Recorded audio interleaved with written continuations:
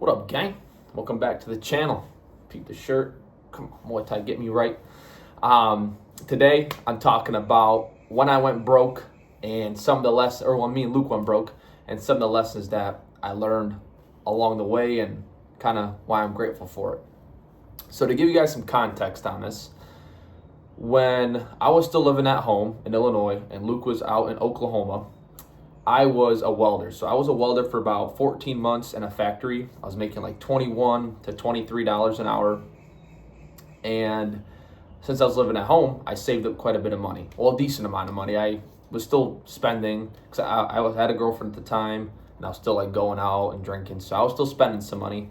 But all in all, by the time I quit that job, I had about 16 grand saved up.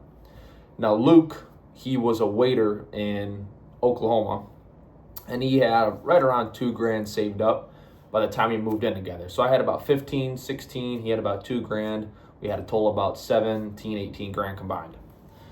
Now, by the time we moved in and actually got, some furniture and got stuff to live, got way more than we needed. That's on me. That's a different story. But probably had right around 15 grand together all in all. So when we lived in Oklahoma for 8 months, now over the course of that 8 months, we were not making money at all. We got our licenses for insurance. We started to sell, but we were not actually selling. We weren't making any money at all. So my bank account and his bank account plummeted, like a lot. So that's kind of the context of the story. Now, what actually happened, when it got down to the point when we were going broke, we had right around $300 to our name. We were about to get evicted. We would still laugh about it, but we were about to get evicted. It came down to a point one night where we were sitting there and we're like, hey, we don't want to be stuck in Oklahoma. Let's get a one-way ticket to Hawaii. We were going to send it. I kind of talked about this in my first video, but we were just going to send it to Hawaii and just figure it out there. To just be like cavemen, ukuleles. We didn't know, but we did not want to stay in Oklahoma. So we were pretty close to getting a one-way ticket. We were eating like rice and beans. We were eating chopsticks, which is like a beef stick, and bananas for breakfast. I mean, we were broke, extremely, extremely broke. So that's the context of the story. So a couple lessons I've learned is one of them is throughout the whole experience after that happened, should say this too, we did end up making sales. We started to make money, and then right after that 8 months, we started making a little bit of money. We moved to Daytona. So we didn't actually go broke. We didn't book it to Hawaii, but we were close. But one of the lessons that I realized is I'm just extremely grateful for that whole experience. There's a lot of little things that happened along the way, but looking back on it, I'm extremely grateful to have experienced it, said I'd done it. A lot of growth was made because it was just such a different experience. I've never, you're so used to comfortability, living with parents. You're always gonna have a roof over your head, food on the table. Like that was not gonna be an option for us. We didn't know if we were gonna be able to get groceries. We didn't know if we were gonna get evicted. So that was a completely just different situation. And I am very grateful that happened and to even just live through that. So that's the first thing. The second thing is what it really taught me is when you're in that type of situation, your back is against the wall.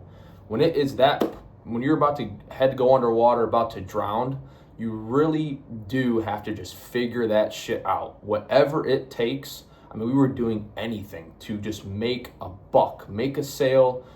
Like you really just have to figure it out. It forces you to just get so just narrowed on this path of success. Like I have to get this shit done. Like I have to make a dollar to eat, have to make a dollar to keep a roof over my head. Like your back is so pushed far against that wall, it just forces you to figure shit out. So it's kind of why another reason I'm grateful, because again, I've never been put in that situation before.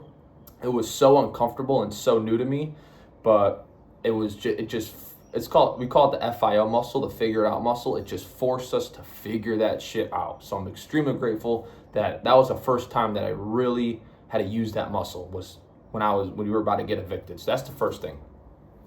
Second thing kind of ties into that. It also, like, faith. It gave me a ton of, like, even though we were that down bad and that broke, it gave me so much faith in myself and Luke and us together that we were going to figure this shit out. Like, although we were situation not looking good, there was never really a doubt in my mind that somehow, some way, this was going to work out in our favor. We were going to figure something out. And like I said, we did. Like, literally the next week, we made like over $1,000 each, and we were like, thank God. But it gave me a lot of faith. Again, we were just so low, but I never had a doubt in my mind that we were going to accomplish what we needed to accomplish. We were going to make $1. We were going to still get up the next day at 4 a.m, hit the gym hard as shit, come back, eat our beef stick, eat our banana, and hop right on the computer and just start ripping dials. Like, that was what it was, and it worked out. And I don't think without that over self-belief and self-confidence and faith in me and Luke, that it wouldn't have been done. If we could have easily gave up, we could have easily moved back then with our uncle who was right down the street. We could have booked that ticket, but we didn't. We stuck to our guns, and it worked out. So having a lot of faith, and that's when it's tested. That's when faith is tested. When you're down bad, when it's not working in your favor, that's a test. I talked about that in the other video. When an obstacle gets in your way, it's completely a test. And I'm happy we got tested, and I'm happy we stuck to our shit and figured it out. So that's another one. Another thing that I personally believe is, for people out there who are born into a wealthy family, I think, how do I say this? I think getting rich, I think it's awesome to say you got rich when you were broke. Because Andrew Tate said something about this, and he was talking about having a Ferrari. Like, it's not cool to say you have a Ferrari. It's cool to say that you can afford one. Now, don't get me wrong, whipping a Ferrari is dope, but going from one point of getting evicted to another point of driving a Ferrari, it's the ability to say that you were broke and now I can actually afford this. So that's why I'm grateful that we were in that situation, because I know one day me and Luke are going to be on Interstate 80 or somewhere in Dubai or something, just pushing some supercars, and I'm just going to look like some Fast and Furious shit. I'm going to look at him, and he's going to look at me, and like, bro, we made it. Like, not that we made it, but bro, like, we did this shit. Like, we were 5 years ago, we were down broke as shit, and now we're over here pushing some supercars. So it's not the fact to say that I have it, it's to say that I went through shit, was broke, everything I just talked about, and now I can actually afford this. Another reason why, again, super grateful for it. And I would say, finally, for those of you who do business or live with or work with or try to accomplish your goals with a brother or a close family member or a good friend, is that whole situation that we were in, I think that even brought me and Luke even closer than we were before. Now, we were already super tight. Again, we grew up together. But us sticking together, sticking through our guns, keeping each other in check through the lowest point that we have been through so far, made me realize how strong we are together, a unit. Like, man, if we're going to be this down bad and still laugh through it and still have this much confidence in ourselves, like, I can't imagine what we're going to be when the situation's in our favor.